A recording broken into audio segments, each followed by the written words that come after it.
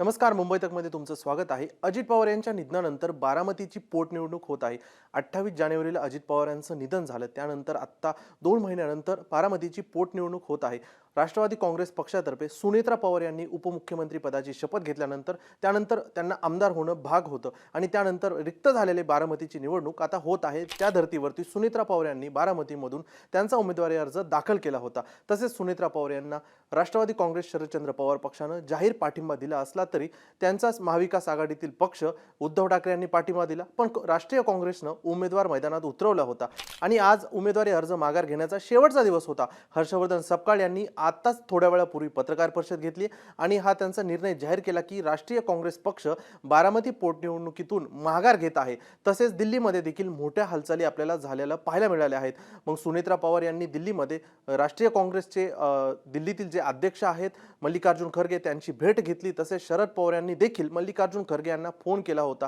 तसेच इकडे हर्षवर्धन सपकाळ यांना सुप्रिया सुळे, रोहित पवार यांनी देखील फोन केला होता. तसेच राष्ट्रवादी काँग्रेस पक्षातील मकरंद पाटील जे सुनेत्रा पवार यांच्या पक्षातील मंत्री आहेत त्यांच्या शिष्टमंडळाने देखील हर्षवर्धन सपकाळ यांची भेट घेतली होती. धनंजय मुंडे यांनी देखील फोन केला होता हर्षवर्धन सपकाळ यांना आणि त्या धर्तीवरती हर्षवर्धन सपकाळ यांनी एक प्रेस घेतली आणि त्या प्रेसमध्ये आमची भारतीय जनता पक्ष यांच्या विरोधात लढाई पूर्ण आहे. अजित पवार यांचा बहुतांश काळ हा काँग्रेस सोबत राहिलेला आहे आणि आम्ही एक संस्कृती आणि सभ्यता म्हणून बारामतीच्या पोटनिवडणुकीमधून माघार घेत आहोत असं त्यांनी म्हटलेलं आहे. त्यामुळे आता अजून अनेक अर्ज माघार घेण्याचा उमेदवारांचं बाकी आहे. त्यामुळे आता काँग्रेसची माघार असली तरी जे अपक्ष उमेदवार आहेत, अन्य छोट्या पक्षांचे उमेदवार आहेत, त्यांनी माघार अजून घेतलेली नाही.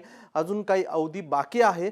पण त्या धर्तीवरती आता बारामतीमध्ये सुनेत्रा पवार यांचा मार्ग हा सुकर झाल्याचं आपल्याला पाहायला मिळत आहे.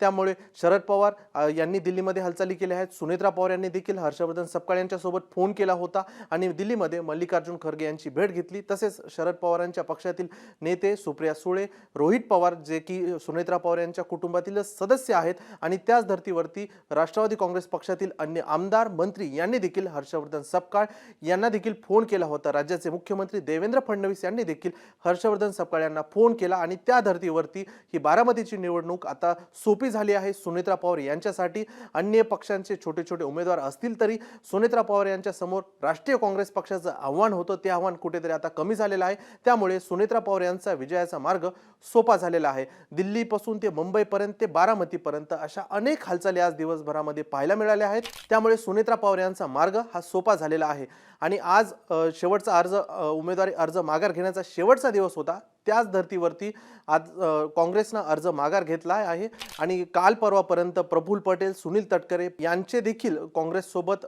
बोलणं त्या संदर्भात सुरू होतं.